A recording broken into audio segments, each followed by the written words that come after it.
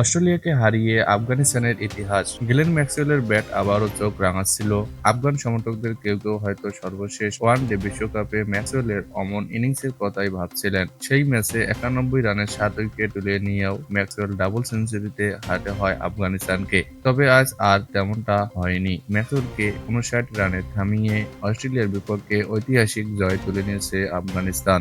অস্ট্রেলিয়ার শক্তিশালী batting line আপকে ধসিয়ে দিয়েছে মূলত গুলবাদিন। 4 ওভারে 20 রান দিয়ে 4 উইকেট নিয়েছে এই অলরাউন্ডার, যা টি-20 বিশ্বকাপে অস্ট্রেলিয়ার বিপক্ষে দ্বিতীয় সেরা বোলিং ফিগার। তিনি আউট করেছেন Maxwell, Marcus Stoinis, Tim David ও প্যাট কামিন্সকে।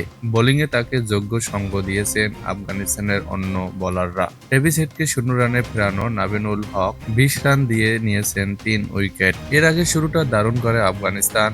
রহমতুল্লাহ গুরবাজ ও ইব্রাহিম জারদান ওপেনিংয়ে গড়েন 118 রানের জুটি। যদিও তুলনামূলক কঠিন উইকেটে অস্ট্রেলিয়ান বোলারদের সামনে খুব একটা দ্রুত গতিতে রান তুলতে পারেননি তারা।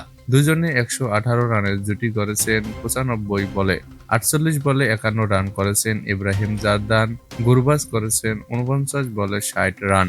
আফগানিস্তানের বোলারদের দাপটে অস্ট্রেলিয়া গুটিয়ে গেছে 127 রানে। অস্ট্রেলিয়ার বিপক্ষে এটি আফগানিস্তানের প্রথম আন্তর্জাতিক ম্যাচ জয়।